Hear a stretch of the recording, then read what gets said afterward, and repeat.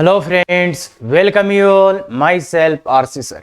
यदि आप IIT JEE की तैयारी कर रहे हैं, मैथ्स में नंबर तो लाना चाहते हैं, काफी मेहनत भी कर रहे हैं, फिर भी नंबर नहीं आ रहे, तो अब इसका जो भी रीजन हो, जैसा भी रीजन हो, क्योंकि बहुत से ऐसे रीजन्स हैं जिनकी वजह से नंबर नहीं आ सकते, तो उसका एक ही सॉल्यूशन है। और अगर आप जेई एडवांस की एग्जाम में नंबर लाना चाहते हैं तो बच्चे हर टॉपिक को बहुत अच्छे से पढ़ो। मतलब जो भी टॉपिक आप पढ़ रहे हो उसको एकदम डिटेल में पढ़ोगे तो नंबर्स आ सकते हैं। एक ही पॉसिबिलिटी है, अदरवाइज आप ऊपर ऊपर से उस टॉपिक को 5 बार पढ़ लो, 5 अलग अलग टीचर से पढ़ लो, कोई बेनिफिट नहीं करेगा ज्यादा। तो इसलिए अगर आप डिटेल में पढ़ना चाहते हैं और कोऑर्डिनेट ज्योमेट्री में आपकी किसी भी टाइप की प्रॉब्लम है तो बिल्कुल बच्चे ये लेक्चर्स आपके लिए हैं। और ये आगे वाले जो 4 टॉपिक जिसमें सबसे ज्यादा प्रॉब्लम होती है, पैराबोला, हाइपरबोला, इलिप्स, बच्चे छोड़ के ही चले जाते हैं, तो ऐसी दिक्कत हो रही। तो मैं तो ये बोल रहा हूं तुम सर्कल अच्छे से देखो, उसके बाद उन टॉपिक्स को कैसे पढ़ना है वो मैं सिखाऊंगा। कम से कम टाइम में कम से कम फॉर्मूले याद करके कैसे अपन कर सकते हैं, और वो भी क्वेश्चन का आंसर भी कम से कम टाइम में आए। तो क्या बच्चे बात क्लियर है? तो बिल्कुल आज का जो टॉपिक है अपना सर्कल का लेक्चर नंबर 2, इसमें अपन देखेंगे डायमेट्रिक फॉर्म ऑफ सर्कल। और ये इनफैक्ट एक बहुत अच्छा टॉपिक है कि कैसे अपन कोऑर्डिनेट ज्योमेट्री को फील कर सकते हैं, कैसे इसमें अपन अपनी जो क्वाड्रेटिक इक्वेशन का नॉलेज है उसको अप्लाई करेंगे, और क्या बेस्ट वे हो सकता है किसी क्वेश्चन को करने का। क्या ये बात क्लियर है? तो शुरू करें, तैयार हैं? बिल्कुल, चलिए बच्चे फिर। तो देखो diametric form very very important, लिख लो अभी। और आज मैं इसी की बात करूंगा कि कैसे अपन इसके क्वेश्चंस को बेस्ट वे से सॉल्व कर सकते हैं। और इसका देखिए, सबसे पहले क्या सही है इक्वेशन, देखो equation of circle whose diametric ends. एक डायमीटर जानते हैं ना बच्चे सब? कहीं ऐसा ना हो सर ने सब कुछ बक दिया, डायमीटर ही नहीं पता हो। तो डायमीटर सब जानते हैं शायद। डायमीटर क्या होता है बच्चे? सर्कल के सेंटर से पास होने वाली लाइन, और इसको अपन डायमीटर बोलते हैं। जो सर्कल को 2 पार्ट्स में डिवाइड करे, जो सर्कल को 2 पार्ट्स में डिवाइड करे। क्लियर है बच्चे? यही होता है क्या?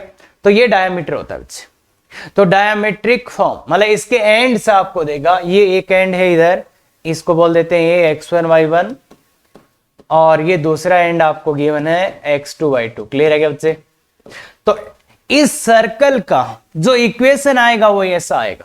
इसको तो हमेशा याद रखना है, x minus x1 into x minus x2 plus y minus y1 into y minus y2। ये तो याद रखना ही है। अब इसका प्रूफ जो है बच्चे 3 तरीके बताऊंगा, और तीनों एक से बढ़ के एक। और सर उनसे हमें क्या मिलेगा अगर ये याद रखना है? तो बिल्कुल बच्चे उनमें क्या मिलेगा वो आपको तभी पता चलेगा जब आप इस पूरा तीनों प्रूफ देखो। और उसके बाद एक ऐसी चीज की आपके आंसर्स एक्चुअल में जो 5 मिनट में आने वाला था वो आंसर कैसे आप 1 मिनट में लिख सकते। क्या? हाँ अभी आएगा वो, देखो प्रूफ देखने के बाद। तो बिल्कुल सबसे पहला तरीका और सबसे रिलेटेबल, जिससे आप रिलेट करोगे पर आंसर काफी टाइम बाद आएगा। कौन सा है वो तरीका बताओ बच्चे? क्या बच्चे आप कुछ भी करके इस सर्कल का इक्वेशन ये प्रूफ कर सकते हो? पहले अपने आप एक सेल्फ मैं तो 3 लॉजिकल तरीके बताऊंगा।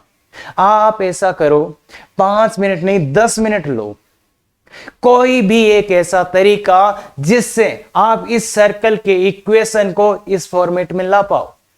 पहले ट्राई जरूर कर लो बच्चे, 10 मिनट। सर बच्चे एडवांस आईआईटी एडवांस की तैयारी कर रहे हैं ना, तो बिल्कुल बच्चे आपको टाइम लेना चाहिए और बिल्कुल इसको करना चाहिए आपको प्रूफ। क्या मिलेगा वो मैं बता दूंगा क्या मिलेगा, और जिस दिन एग्जाम होगा उस दिन समझ में आ जाएगा कि मेरे को उस प्रूफ से क्या मिला था। हाँ बिल्कुल, तो इसीलिए ध्यान से कोई भी तरीका, तो सबसे पहला तरीका जो तुम्हारे दिमाग में आ सकता है, सर इसका सेंटर निकाल लेते हैं। कैसे निकलेगा सेंटर? इसका मिड पॉइंट ही तो होता है सर सेंटर। क्यों? क्योंकि यहां से यहां का डिस्टेंस भी आर और यहां से यहां, अरे इधर भी आर और इधर भी आर, तो सी क्या है बच्चे? Mid point. तो सेंटर सीधा सीधा आ जाएगा क्या? x1 plus x2 by 2 comma y1 plus y2 by 2। Clear है क्या बच्चे? सेंटर आ गया सीधा सीधा।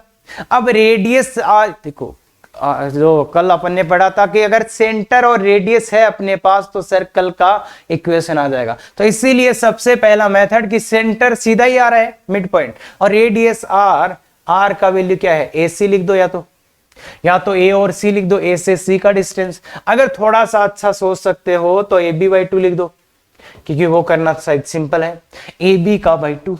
तो यहां से सेंटर आ गया, यहां से रेडियस आ गया, और अब आपका काम है डिस्टेंस फॉर्मूला लगा लोगे। हाँ, तो अब बच्चे बिल्कुल अब कितना ही टाइम लगे, इससे आप इसको प्रूफ करोगे।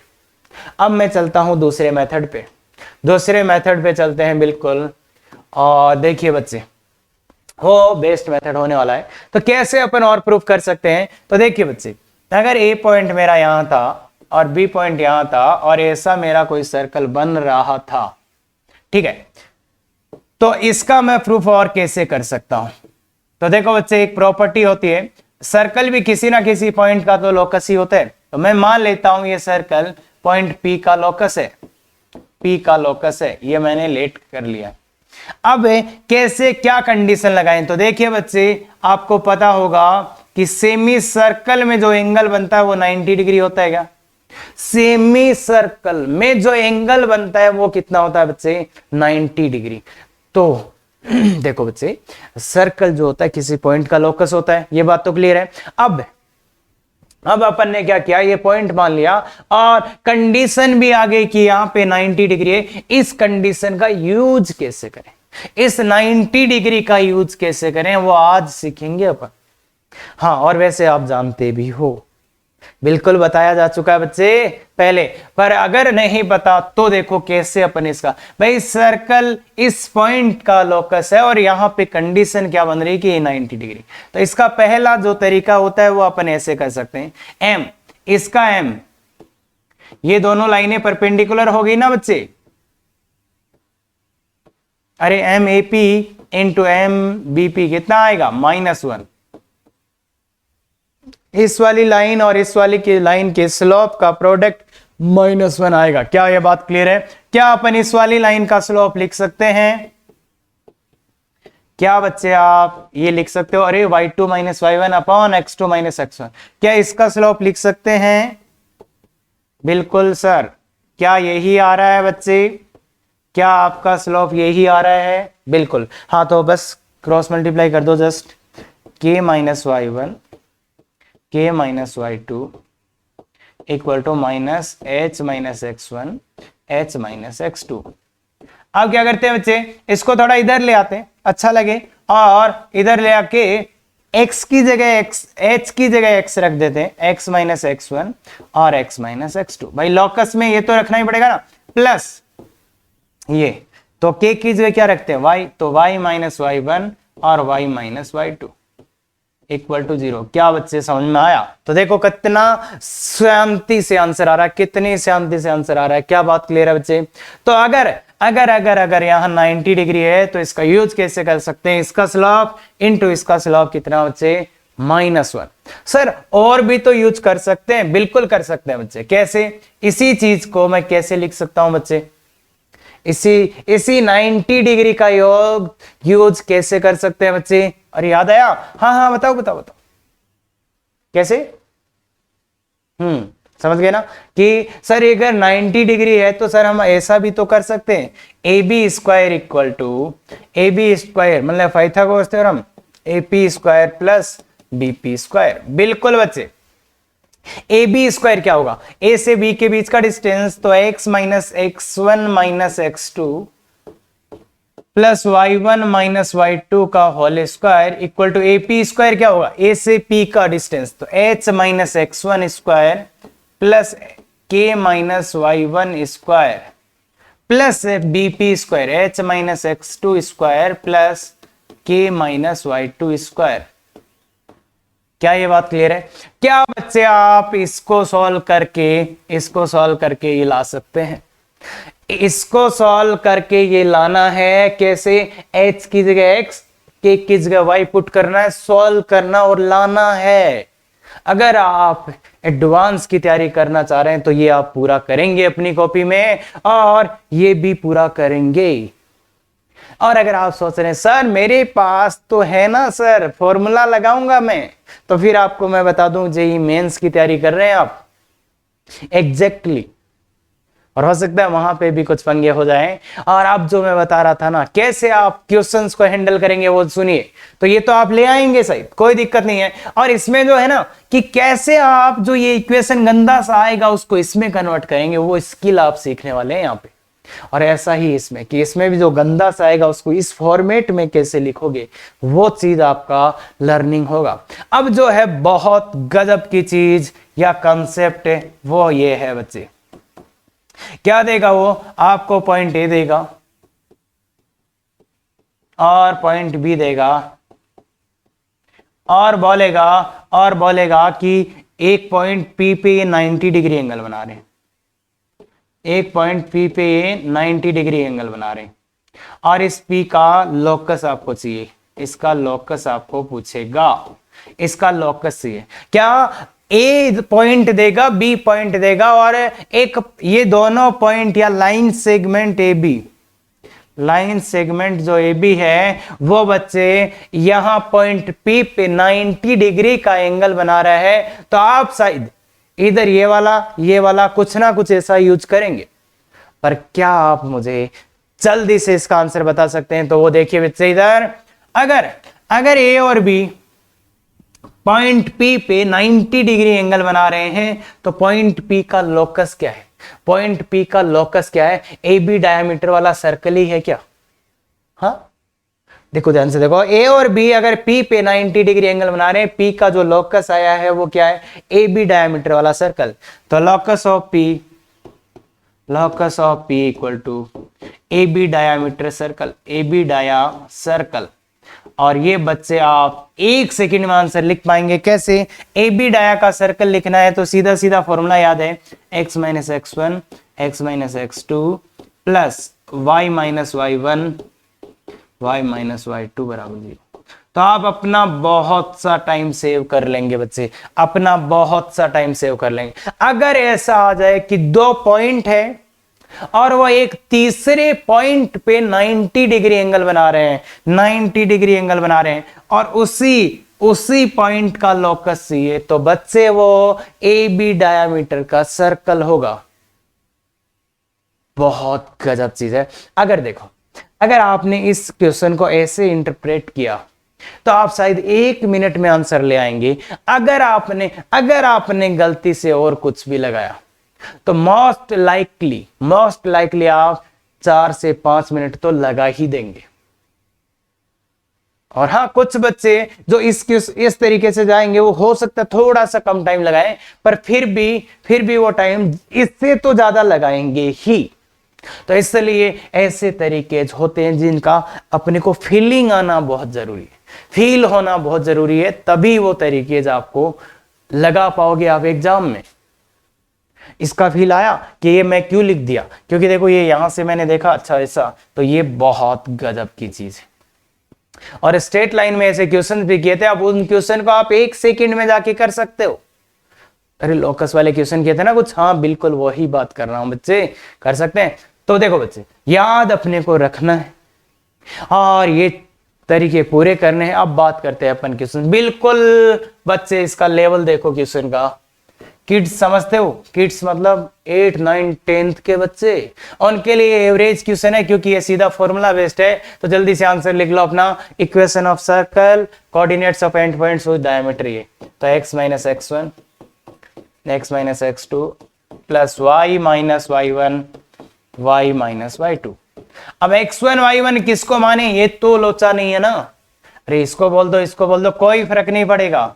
इसको मैं x1 y1 और इसको x2 y2। बच्चे ये अपन बच्चों से बात कर रहे हैं ना। हाँ, x माइनस x1 तो प्लस हो जाएगा, into x minus x two तो -4 plus y minus y1 into y plus y plus का हो जाएगा ये। और क्या इसको आप इतना जल्दी मल्टीप्लाई कर पा रहे हैं? क्या आप इतना जल्दी मल्टीप्लाई कर पा रहे हैं? देखो बच्चे, यहां से यहां इतना जल्दी आपको आना चाहिए। क्लियर है? बिल्कुल बच्चों वाला क्वेश्चन है, कोई पंगा नहीं होना चाहिए इसमें। क्या पंगा? हाँ, दूसरा क्वेश्चन गजब का क्वेश्चन है बच्चे, ध्यान से सॉल्व कर और लॉजिकली जाओ कि क्या होगा। इफ ए एंड बी है, then find equation of circle passing through A and B and having least radius. मतलब ऐसा सर्कल फाइंड करना है जो ए और बी से पास करे। मतलब यहां मैंने ए बोला, यहां मैंने बी बोला, और उसका रेडियस लिस्ट हो। अब रेडियस लिस्ट हो तो रेडियस लिस्ट कैसे होगा?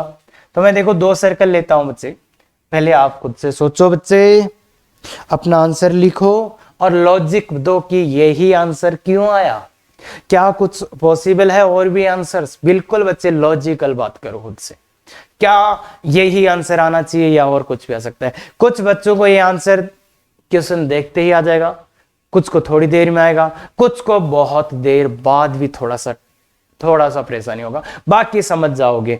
अब मैं इसके लिए जो समझाने के लिए मैं दो सर्कल ले रहा हूं बच्चे, एक तो ए बी डायमीटर वाला सर्कल, एक तो मैं ले रहा हूं बच्चे ए बी डायमीटर वाला सर्कल।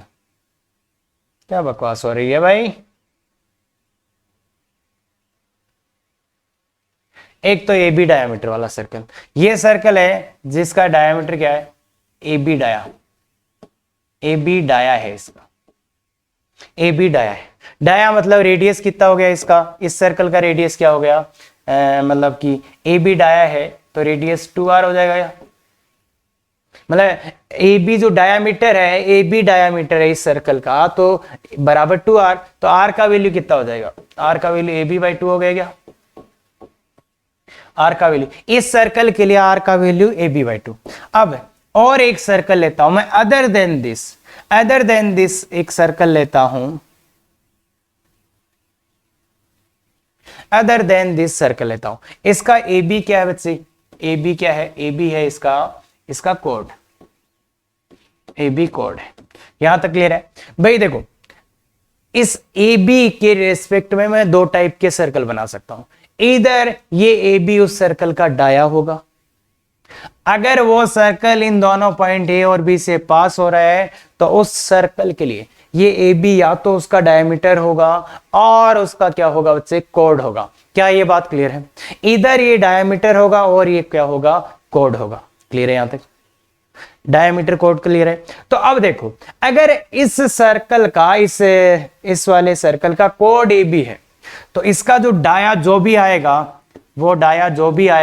वो dia greater than A B आएगा क्या? क्यों? इस वाले सर्कल का जो भी डायामीटर आएगा भाई, ये तो कोड है, तो डायामीटर सबसे बड़ा कोड होता है। तो अगर ए बी इस सर्कल के लिए कोड का काम कर रहा है तो इस सर्कल व्हाइट वाले सर्कल का जो भी डायामीटर आएगा वो ग्रेटर देन ए बी आएगा क्या? आएगा ना? समझते हैं ना इतनी बात? तो अरे भाई, इसका डायमीटर ये नहीं है तो इससे तो बड़ा ही होगा ना diameter.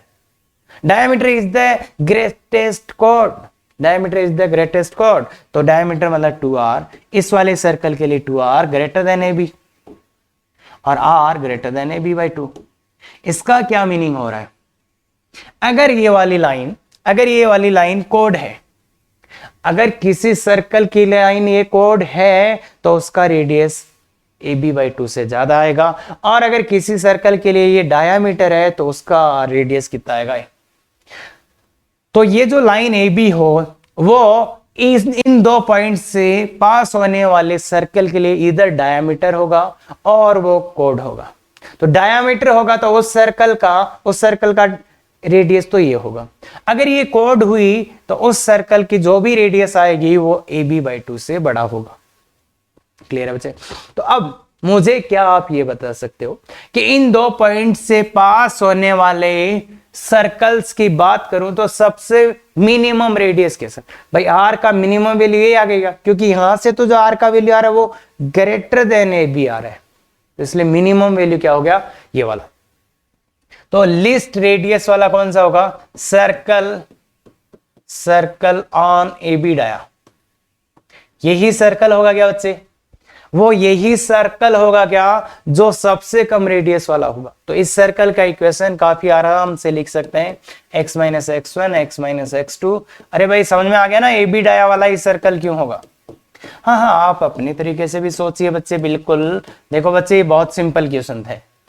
x minus two x minus x one x minus x two plus y minus y one y minus y two, clear है, इक्वल टू 7। तो देखिए बच्चे इसको मल्टीप्लाई करना, x square plus y square minus 6x minus 10y और plus 8 plus 21 plus 29 is equal to 0। तो ये खत्म। इतना जल्दी आंसर आ जाना चाहिए, शायद बिना सोचे समझे भी आप इतना जल्दी आंसर लिख सकते हैं। क्या ये बात क्लियर है? अगर मेरे को थोड़ा सा अच्छा बनाना होता कि बच्चों को ना पता चले, तो वो मैं ऐसे बना सकता था। इसकी जगह मैं क्या लिख देता? Having list area, list area, list area लिखता तो भी काम तो सेम ही था क्या? मतलब एरिया लिस्ट कब होगा? जब उसका रेडियस लिस्ट होगा। तो इतना तो पहचान पाएंगे ना ऐसे तो, बिल्कुल बिल्कुल। तो बच्चे क्या आप आराम से समझ सकते हैं। अब चलते हैं दूसरे क्वेश्चन पे। बिल्कुल बच्चे इस क्वेश्चन में अब आप पे कि कैसे आपने अभी तक पढ़ाई की है, क्या आप बाकी की चीजों का यूज कर पाएंगे इधर। तो बिल्कुल बच्चे बहुत सुंदर क्वेश्चन है, ध्यान से और अपना आंसर निकालें। प्लीज अपना आंसर पहले निकालें, क्योंकि कुछ भी नया नहीं है, सब कुछ आप जानते हैं। तो बिल्कुल अपना आंसर निकालिए और फिर अपन देखते हैं। देखिए बच्चे कि अपने को क्या चाहिए, find equation of circle whose diameter ends are. तो अपने को जो चाहिए बच्चे वो यही चाहिए क्या? जो चाहिए अपने को वो यही चाहिए क्या? यही चाहिए क्या बच्चे? इसका वैल्यू चाहिए। आपके दिमाग में जो पहला थॉट आएगा या आ रहा होगा वो ये आ रहा होगा, सर इसमें क्या बड़ी बात है, x1 y1 का वैल्यू निकाल लेते हैं। x1 y1 इसके रूट है, तो x1 y1 का वैल्यू निकाल लेते हैं। कैसे? सर इसके रूट ही तो x1 y1 है। तो बिल्कुल सही बोल रहे हो बच्चे कि सर मैं यहां से रूट्स x1 y1 निकाल लूंगा, यहां से x2 y2। तो आपका पहला मेथड होगा, आप सोचेंगे रूट्स निकाल लेता हूं, कि रूट्स निकाल के यहां वैल्यू पुट कर देंगे। और अगर ऐसा आप करने की सोच रहे हैं तो दूसरा तरीका सोचें भी, क्योंकि ये फालतू या मैं बोलूंगा लेंदी तरीका है। और ऐसे तरीकों से अगर आप जा रहे हैं तो कोऑर्डिनेट ज्योमेट्री आपको बहुत कुछ नहीं देने वाली। तो इसलिए इसको छोड़ें, दूसरा तरीका सोचें। हाँ कर सकते हो आप, पर जो तरीका इसका जो बेस्ट तरीका होगा और ये तरीका होगा, इसमें कितना टाइम लगेगा डिफरेंस वो देखने में बहुत ज्यादा हो जाएगा, इसलिए आप बाकी लोगों से पीछे हो जाओ। तो ये तरीका तो नॉट सजेस्टेड। अब दूसरा तरीका सोचिए, आपकी वो कंफ्यूजन भी दूर हो जाए, इसलिए आपको बिल्कुल एक बार इस तरीके से करके आंसर भी देखना चाहिए कि कैसे मेरा आंसर दिखता है, कैसे मैं आंसर लाता हूं। पूरा आंसर मैच करके देखो, तब समझ में आएगा कि इसमें क्या गड़बड़ है। हाँ तो अब चलते हैं बेस्ट मेथड में पहले बताता हूं, फिर जिनको नहीं समझ में आएगा उनके लिए दूसरा तरीका भी बताऊंगा। पर बेस्ट वे इस क्वेश्चन को करने के लिए क्या है बच्चे, वो देखिए बच्चे। अगर आपको इसको देख के किसी की याद आ रही है, क्या आनी चाहिए बच्चे? सर उसकी पहले वाली के, उससे पहले वाली की, नहीं नहीं नहीं, अरे सर वो तो बात ही नहीं करती। इसीलिए बात नहीं करती कि आपको इसको देख के उसकी याद नहीं आई। अरे क्वाड्रेटिक इक्वेशन की बात कर रहा हूं मैं। हाँ ये अच्छा, इसके रूट्स ये थे तो ये, हाँ फिर समझ में आया होगा। अगर इस वाले क्वाड्रेटिक इक्वेशन के रूट अल्फा बीटा होते थे तो अपन इसको क्या लिखते थे, a times x minus alpha x minus beta. और अगर आपने क्वाड्रेटिक यहीं से पढ़ा है तो आपको बहुत अच्छे और सुंदर तरीके से याद आ रही होगी इसकी क्वाड्रेटिक क्यूबिक वाले जो क्वेश्चंस करे थे, याद है? हाँ बिल्कुल बिल्कुल वही बच्चे। तो अब मेरे को देखो x1 y1 नहीं, मेरे को ये दिखा तो मेरे को याद आई इसकी। तो अब मैं इसको क्या लिख सकता हूं, इस वाली क्वाड्रेटिक के रूट्स ये हैं, तो मतलब this equal to 3x minus 3 equal to a। A कितना है यहाँ पे 2, एक्स स्क्वायर का कोफिशिएंट ए होता है बच्चे, तो 2 times x minus x1 y1 x1 x2 है ना रूट्स, तो ये आ जाएगा। तो बताओ बच्चे x1 x2 का वैल्यू कितना आया, x1 minus x minus x1 का वैल्यू चाहिए ना अपने को, x माइनस x2 का value, that value will be divide by 2, तो x square minus 3/2 x minus 3/2, अरे डिवाइड कर दो 2 से, तो इसका वैल्यू ही आ गया क्या, सीधा सीधा इसका वैल्यू ही आ गया क्या, बिल्कुल सर, बिल्कुल सर। ऐसे ही क्या अपन इसके लिए भी लिख सकते हैं सेम चीज, इसकी रूट्स है y1 y2, तो 3y square minus 2y minus 1, बच्चे लिख पाएंगे क्या, a टाइम्स, देखो 8 times y minus y1 y minus y2, क्या बात क्लियर है। तो अब देखिए बच्चे y माइनस y1, 3 का डिवाइड कर दो भाई, अपने को तो इसका वैल्यू चाहिए ना, अपने को तो इसका वैल्यू चाहिए 3 का divide, y square minus 2/3 y minus 1/3। और जिन बच्चों को थोड़ा सा कॉन्फिडेंस था या क्वाड्रेटिक आता था, वो शायद सीधे यही लाइनें लिखते, और वो यहां पे भी नहीं लिखते, वो यहां लिखते, यही लाइनें वो बच्चे यहां लिख रहे होते, तो सोचो उनका आंसर कितना जल्दी आ रहा होता। अगर किसी को क्वाड्रेटिक में मास्टरी है तो वो ये लाइनें यहां चिपका रहा होता सीधी सीधी ऐसे, x square minus 3/2 x minus 3/2 plus y square minus 2/3 y minus 1/3। बच्चे ऐसे भी बच्चे हैं जो शायद इसके बाद ये लिख रहे हो, शायद इसके बाद ये लिख रहे हो, तो वो बहुत अच्छा कर रहे हैं बच्चे, क्वाड्रेटिक उनका बहुत स्ट्रांग है।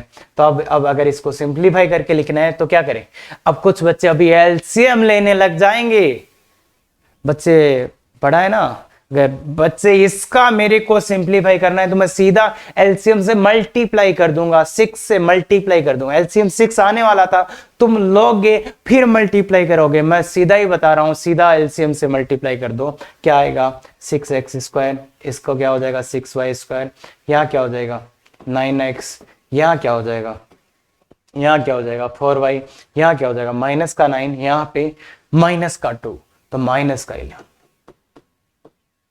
लो। तो जो बच्चे बहुत गजब की मूड में है वो ये खत्म, इस क्वेश्चन को वो देखेंगे, ये लिखेंगे, ये लिखेंगे, ये लिखेंगे, तो क्या अपन इस टाइप से चल रहे हैं, तो अपना कोऑर्डिनेट बहुत गजब होने वाला है। तो ये तरीका था। अब अगर किसी को ये मेथड 2 समझ में ही नहीं आया, और या जिनको फीलिंग नहीं आया था, तो उनका, और जिनको समझ में नहीं आया वो तो कान खोल लें बच्चे, आपका आईआईटी एडवांस में नहीं हो रहा। क्यों? क्योंकि अगर आपको क्वाड्रेटिक इक्वेशन का फीलिंग नहीं है तो बच्चे बहुत सी, मतलब उस लेवल की चीजें अपन नहीं पकड़ पा रहे हैं, तो फिर आगे की चीजें बहुत मुश्किल हो सकती है। और अगर आप तैयारी कर रहे हैं, आप एडवांस के लिए बहुत ज्यादा पढ़ रहे हैं, तो मैं आपको ये रिकमेंड करूंगा कि आप एक बार इसी चैनल के क्वाड्रेटिक इक्वेशन का जो लेक्चर था उसको जाके देखो, तो हो सकता है आपकी आंखें खुले कि अपने को एग्जैक्ट क्या सोचना होता है, क्या करना होता है, क्या ये वे ऑफ थिंकिंग होता है, कि क्या चाहिए होता है आईआईटी वालों को। तो आप प्लीज उसके वीडियो जाके देख सकते हैं। हाँ, और अगर आपको आता है तो बच्चे आप ये कर रहे हैं तो बहुत बढ़िया, फिर कोई प्रॉब्लम नहीं है। फिर अगर आप कोऑर्डिनेट ज्योमेट्री से परेशान है तो बिल्कुल वीडियो कंटिन्यू कीजिए, और जिनको इसका हवा भी नहीं लगा वो प्लीज, अगर आप आईआईटी एडवांस करना चाहते हो तो बिल्कुल एक बार आप कोई चैनल का क्वाड्रेटिक देखना चाहिए, उसका लिंक भी डिस्क्रिप्शन में मिल जाएगा। अरे इफेक्टिव तैयारी सर्च कर लो, वहां मिल जाएगा आपका सब।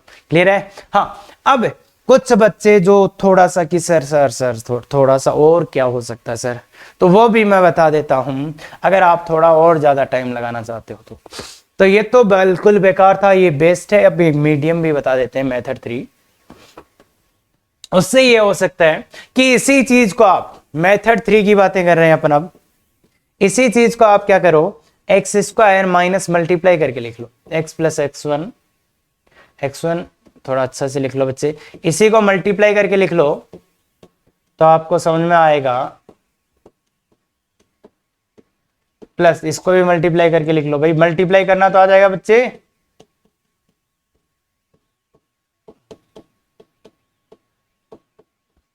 क्या बात क्लियर? अब क्या अपन x1 plus x2 x1 x2, अच्छा ये तो sum of roots product of roots ही है, तो वो बच्चे यहां से देख के डायरेक्ट लिख सकते हैं। कुछ बच्चे जो बिल्कुल जीरो लेवल से शुरू करना चाह रहे हैं वो बच्चे ऐसे ला सकते हैं, इसके रूट x1 x2, अच्छा sum of roots minus B by A, sum of roots minus B by 2a, इसलिए ये, और product of roots C by A. Sir इसका फॉर्मूला भी लिख दो ना बच्चे, थोड़ा सा ध्यान, इतना तो रखो यार। हाँ 3y square minus 2y minus 1, इसके रूट्स y1 y2, तो y1 प्लस y2 कितना आएगा बच्चे 2/3, और y1 y2 कितना आएगा -1/3।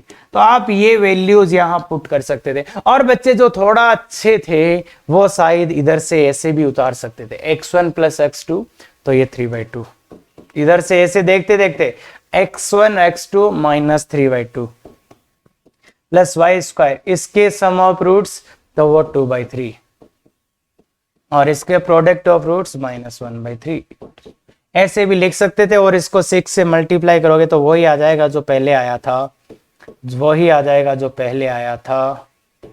-11। समझ गए क्या बच्चे? तो ये मेथड 3 था, इससे भी कर सकते हो, और इसका भी तुम बेस्ट यूज कर सकते हो कि अच्छा इसको ये लिखा और ये लिखा और ये लिखा, पर method 2 is the most important, और वहां पे फीलिंग जरूर जनरेट करें।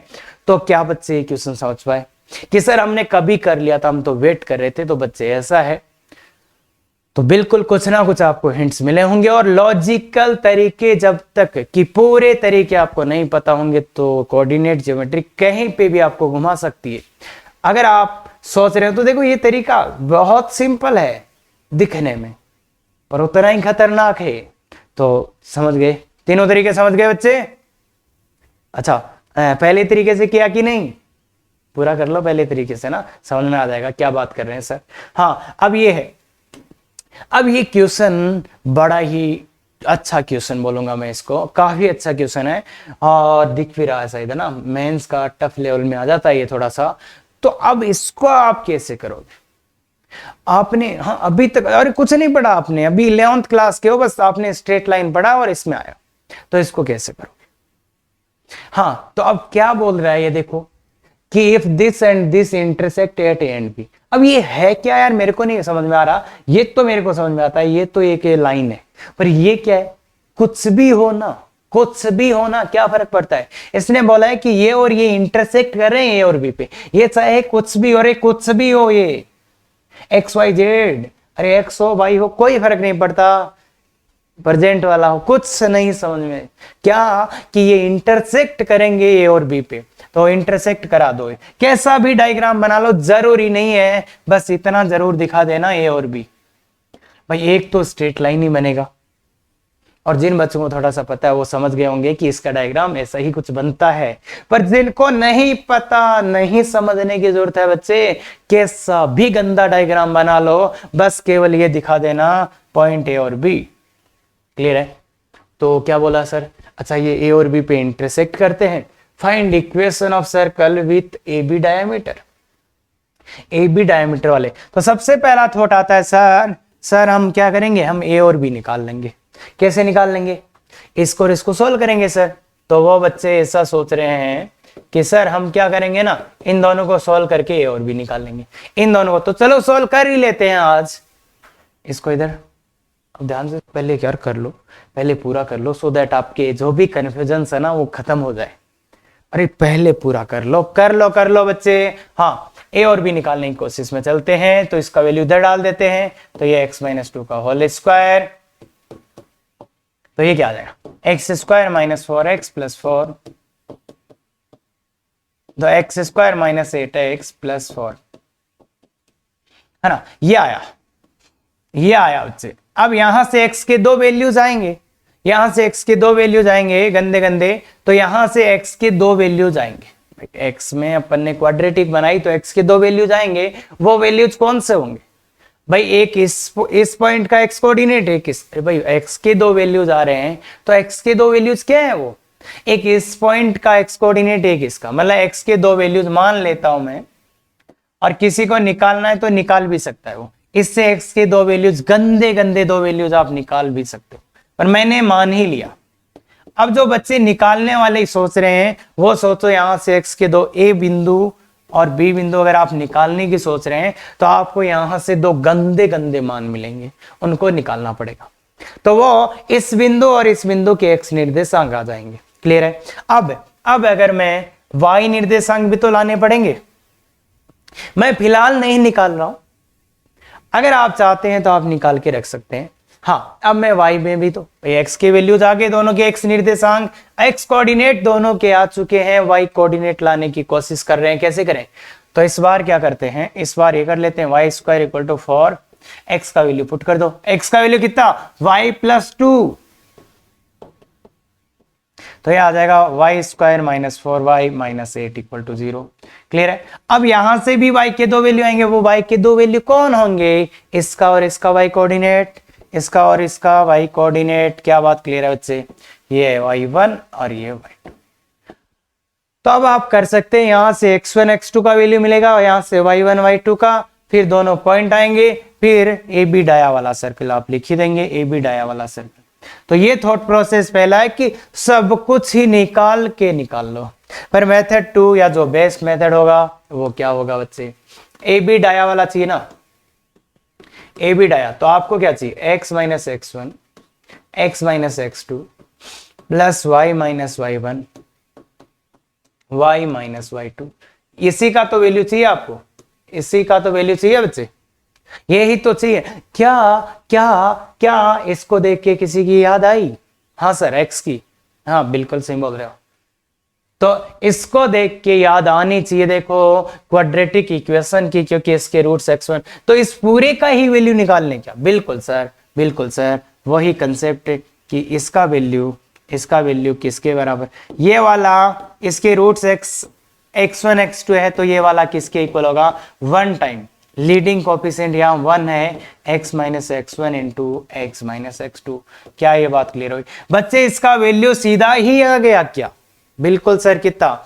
X square minus 8x plus 4। तो इसका वैल्यू प्लस यहां से क्या? यहां से इसका वैल्यू भी निकाल सकते हैं, y square minus 4y minus 8 equal to 1 time y minus y1y। अरे क्वाड्रेटिक का कंसेप्ट जो अभी समझाया था, तो कितना आ जाएगा? y square minus 4y minus. देखो बच्चे कितना जल्दी अपन आंसर ला सकते थे, कितना जल्दी अपन आंसर ला सकते थे। ये अपना आंसर है। और अगर आप a और b के वैल्यूज x1 y1 के वैल्यूज निकालने जाएंगे तो आपको समझ में आ गया होगा वो कितना बड़ा आएगा। नहीं सर, क्या बात कर रहे हो सर, हम तो निकाल रहे, पूरा आंसर मिला बच्चे, तब आपको और अच्छा क्लियरिटी आएगा कि सर क्या बकवास कर रहे थे। बिल्कुल बच्चे, पूरा आंसर ला इस मेथड से। क्लियर है क्या? क्लियर है क्या? बाकी तो ये तो बेस्ट है। हाँ, अब कुछ बच्चे देखो यार अभी तक डाउट है। हाँ सर आपने ये डायग्राम कैसे बनाया? अरे बच्चे, घोड़े वाला डायग्राम बना ले, कैसा ही बना ले बच्चे। एक लाइन था, एक ग्राफ, तेरे जैसे मन की मर्जी आए, 2 बिंदुओं पे कटवा दे, बस खत्म। और यहां जब तुम सॉल्व करने जाओगे तब एक बात बोल देना, अगर x में क्वाड्रेटिक इक्वेशन बन रही है तो x के 2 वैल्यूज आएंगे, वो वैल्यूज एक इसका x कोऑर्डिनेट, एक इसका। क्लियर? बिल्कुल। तो डायग्राम कैसा भी बनाओ कोई फर्क नहीं पड़ता, बाकी क्वेश्चन बहुत गजब है बच्चे। क्या ये बात क्लियर है? बिल्कुल। आगे चलते हैं फिर। हाँ, दिस रिप्रेजेंट सर्कल इफ, मतलब डबल एफ है यार, ये इफ डबल एफ समझते हो क्या? इफ एंड ओनली, ये वाला सर्कल को तभी रिप्रेजेंट करेगा, केवल तभी, इफ एंड ओनली ये वाला सर्कल को। और ये वाला समझते हो ना, इसको जानते हो क्या? अरे ये general equation, x and y में सेकंड डिग्री का जनरल इक्वेशन है ये। और ये पैराबोला, हाइपरबोला, इलिप्स किसी को भी रिप्रेजेंट कर सकता है। क्या ये सर्कल को कब रिप्रेजेंट करेगा? बात पता है अपने को। तो देखो बच्चे, सर्कल के लिए अपन ने लिखा था, सर्कल के लिए अपन ने जनरल इक्वेशन लिखा था कि सर्कल ज्यादा से ज्यादा ऐसा दिख सकता है ना, ऐसा। और इसमें एक बात और, अगर किसी ने 2 से मल्टीप्लाई कर दिया, और कई बार ऐसा भी तो आया अपना equation 6x square 6y square, तो क्या ये सर्कल नहीं है? फिर जो भी आया है ये भी सर्कल है। मतलब क्या कि एक बात तो क्लियर है कि एक्स स्क्वायर वाई स्क्वायर इनके कोफिशिएंट इक्वल आते हैं। देखो यहाँ 1 1 है, यहाँ 6 6 है। अब ये 6 6 क्यों आ गए? क्योंकि इनके वैल्यूज कुछ 1/3 1/4 वाले रहेंगे, तो ऐसे भी आ सकते हैं। तो मतलब एक्स स्क्वायर और वाई स्क्वायर का कोफिशिएंट इक्वल, मतलब 6 6 भी हो सकते हैं, 1 1 भी हो सकते हैं। तो पहला कंडीशन कि ये वाला सर्कल को रिप्रेजेंट करेगा, तो एक्स स्क्वायर का कोफिशिएंट और वाई स्क्वायर का कोफिशिएंट इक्वल होना चाहिए। क्या वो 1 होना जरूरी है? नहीं नहीं। अरे 1 क्यों? अरे बच्चे हो सकता है ना ऐसे कुछ, अभी लास्ट क्वेश्चन किया था उसमें क्या हो रहा था, नीचे कुछ आ रहा था तो फिर अपन ने 6 से, भाई ये इक्वेशन सर्कल का है, अगर इसको आप 3 से मल्टीप्लाई कर देंगे तो सर्कल नहीं रहेगा क्या? सर्कल ही रहेगा ना बच्चे। हाँ, तो वही बात मैं बोल रहा हूं। तो अगर ये वाला इक्वेशन एक्स स्क्वायर मतलब ये सर्कल को रिप्रेजेंट करेगा, तो मतलब एक्स स्क्वायर का coefficient equal to y square, मतलब ए बराबर बी आना चाहिए। क्लियर है बात? दूसरा, सर्कल में एक बहुत गजब की बात होती है बच्चे, उसमें x इंटू वाई का कोफिशिएंट नहीं होता। एक्स वाई वाला टर्म है ही नहीं सर्कल में। देखो x इंटू वाई वाला टर्म है ही नहीं, तो क्या बोलूं कि एक्स वाई का टर्म क्यों नहीं है इसमें? क्योंकि वो h का वैल्यू 0 हो गया होगा, मतलब एक्स वाई का कोफिशिएंट 0 हो गया होगा, एक्स वाई का कोफिशिएंट 0 हो गया होगा। तो ये दो कंडीशन है। अगर ये वाला इक्वेशन सर्कल को रिप्रेजेंट करेगा तो दो कंडीशन है, एक्स स्क्वायर का, और बच्चे बहुत इंपॉर्टेंट है ये बहुत इंपॉर्टेंट है, इसीलिए ये बता रहे हैं, और h बराबर 0। क्या ये बात क्लियर है? पक्का? हाँ। अब देखो यहां पे कंफ्यूज मत करना, ये जो सर्कल आएगा ना, मे बी इमेजिनरी, रियल और पॉइंट, है ना, ये ध्यान रखना। यहाँ पे सर्कल मतलब ये सर्कल को रिप्रेजेंट करेगा, पर क्या वो सर्कल रियल होना जरूरी है? नहीं, मतलब ये circle here circle can be real, imaginary और पॉइंट, मतलब पॉइंट सर्कल भी हो सकता है, रियल भी हो सकता है, इमेजिनरी। ये मतलब ये कंडीशन लगाने से ये होगा कि वो सर्कल आएगा। अब वो कैसा आएगा, सपनों वाला आएगा कि रियल वाला आएगा कि टिमकी आएगा, वो डिपेंड करता है। क्लियर है बात? हाँ, ये वाला, if this represents a circle, a real circle with r greater than 0, then value of ABC. बच्चे ये क्वेश्चन 5 मिनट आप आराम से लीजिए और कमेंट करिए अपना आंसर, और उसके बाद आगे बढ़िए। अगर इस क्वेश्चन का आंसर आपका पूरा परफेक्टली सही आता है, और अगर बच्चे आपने पहले से एक बार सर्कल पढ़ रखा है और फिर इसका आंसर गलत आता है, तो बच्चे आपको थोड़ा सा अलर्ट हो जाना चाहिए। और जो बच्चे पहली बार पढ़ रहे हैं उनका आंसर गलत आ रहा है, तो बच्चे आपने जो पीछे के 2 लेक्चर, ये जो एक पूरा लेक्चर होने जा रहा है ना, अरे 2 वीडियो मतलब 1 लेक्चर, तो ये लेक्चर कंप्लीट हो रहा है, तो इस लेक्चर को आपने बहुत अच्छे से नहीं सुना है, तो आपको वापस सुनने का एडवाइस करूंगा, या फिर थोड़ा अच्छे से सुने बच्चे।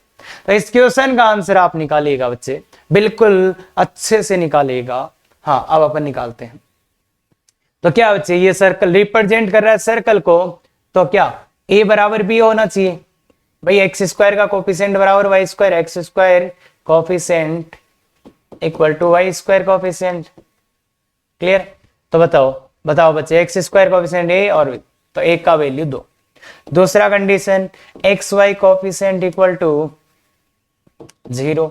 एक्स वाई कोफिशिएंट कितना है? b माइनस 3 बराबर 0, b का वैल्यू 3। कोई किसी को परेशानी, कोई भी कैसी भी परेशानी नहीं। c का वैल्यू कैसे लाएं? तो एक और कंडीशन दिया है, रियल सर्कल है जिसका r ग्रेटर देन 0। तो तीसरा कंडीशन जो रियल वाला लगाएंगे वो लगाएंगे, अब r का वैल्यू ऐसा होता है ना, और रियल सर्कल कब आएगा? जिसका r भी ग्रेटर देन 0 है।